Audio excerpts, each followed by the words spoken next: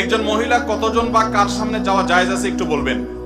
একজন মহিলা তার মাহরাম যারা আছেন তাদের সামনে যেতে পারেন।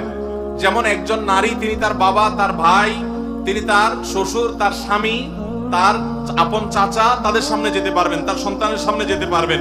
যারা তার মাহরাম, যাদের সাথে বিবাহ বন্ধনে আবদ্ধ হওয়া জায়েজ, তাদের সামনে যেতে পারবেন। এছাড়া বাকি যারা আছে, যেমন খালুর সামনে যেতে পারবেন না, ফুফার সামনে যেতে পারবেন না, তবে মামুর সামনে যেতে পারবেন, যেহেতু মামুর ব্লাড আর তার মায়ের ব্লাড একই, রক্ত সম্পর্কীয়, সরাসরি যাদের শরীরে, যাদের রক্তের কানেকশন আছে, এরকম মাহরামদের সাথে দেখা দিতে পারবেন। এবং একই কথা পুরুষদের জন্য প্রযোজ্য। এরপরে প্রশ্ন হলো, হিন্দুদের হোটেলে খাবার খাওয়া যাবে কিনা, ইসলাম কি বলে? হিন্দু বা খ্রিস্টান বা অন্য ধর্মাবলম্বীরা যদি কোনো হোটেল, খাবারের হোটেল ইত্যাদি করেন, সে খাবারের হোটেল, খাবারের দোকানে যদি আপনি খাবার খান, সেটা জায়েজ হবে যদি সেটা হালাল খাবার হয়। হালাল খাবার হলে সেটা আপনি কার দোকানে খাচ্ছেন সেটা বিষয় না। হারাম খানা যদি হয়, সেটা ইমাম সাহেবের বাসায় বসেও খান, তাও সেটা কি হবে? আর হালাল খানা যদি কোনো অমুসলমান, অন্য ধর্মের মানুষ হিন্দুর বাসায় বসেও খান, কিন্তু খানাটা হালাল হয়, তাহলে ওটা খাওয়া কি হবে?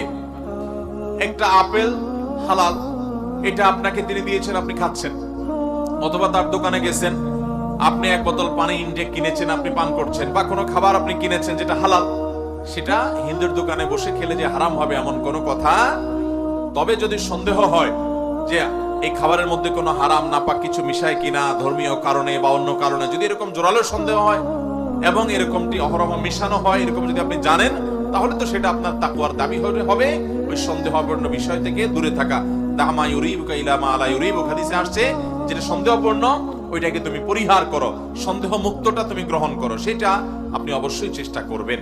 কিন্তু আপনি মুসলমানের দোকানে খান আর হিন্দুর দোকানে খান, মূল দেখতে হবে যে আপনার খাবারটা হালাল কিনা, সে হারাম দিচ্ছে কিনা, বা আপনি হারাম টাকা দিয়ে কিনে খাচ্ছেন কিনা, এটা হলো মূল বিষয়।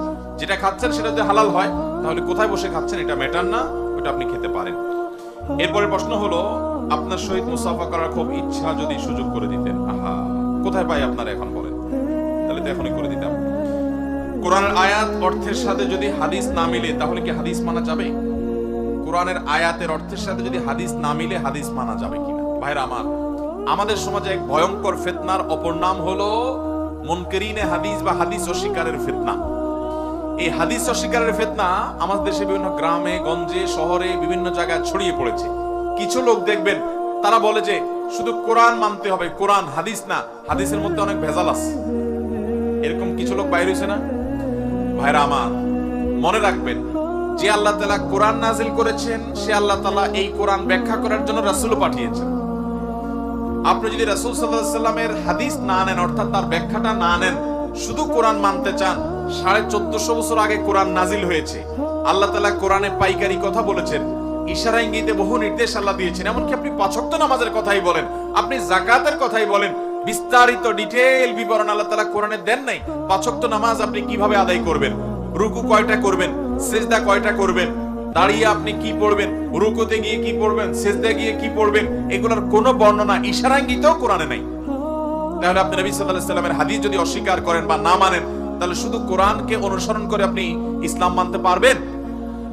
এই সমস্ত ভাইরা কিছু সংশয় সৃষ্টি করে। ভিতরে একটা হলো যে প্রশ্নটা আমার কাছে আসছে এখানে, সেটা হলো যে কিছু কিছু হাদিসকে তারা কোরআনের সাথে সাংঘর্ষিক দাঁড় করায়। সাংঘর্ষিক, যে কোরআনে একটা বলছে, হাদিস আরেকটা বলছে, তো তারা মনে করেন তখন হাদিস ফেলে দিয়ে কোরআন তিনি মানবেন।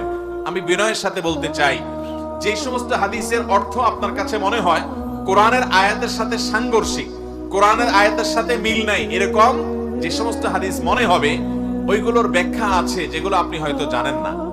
প্রথমত, ওইগুলার ওই সমস্ত ব্যাখ্যা যখন আপনি জানবেন, সেটা যখন দাঁড় করাতে পারবেন, তখন আপনি সেই সমস্ত হাদিসের সাথে আর আয়াতের কোনো সংঘর্ষ পাবেন না।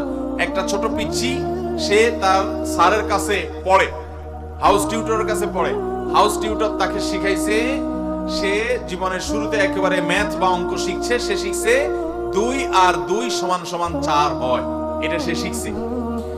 এখন এটা শিখে তার বাড়িতে গিয়ে তার আব্বুকে বলতেছে, বাবা তোমাকে আজকে একটা পরীক্ষা নেব, আমি তো আজকে ম্যাথ পড়ছি স্যারের কাছে, অঙ্ক পড়ছি, দেখি তুমি অঙ্ক কেমন পড়ছো বলো তো দেখি, কত আর কত যোগ করলে 4 হয়? বাপ বলল, কেন? 3 এর সাথে 1 যোগ দিলে 4 হয়ে যাবে। ছেলে বলে, না হয় নাই, তুমি ফেল করছো, কারণ আমার স্যার আমাকে পড়াইছে কত বাই কত যোগ কত, 2 যোগ 2 4, আর তুমি বলছো 3 আর 1 4। তুমি তো অঙ্ক ভালো করে পড়ো নাই। 2 আর 2 না 4 হয়, 3 আর 1 4 কেমনে হয়?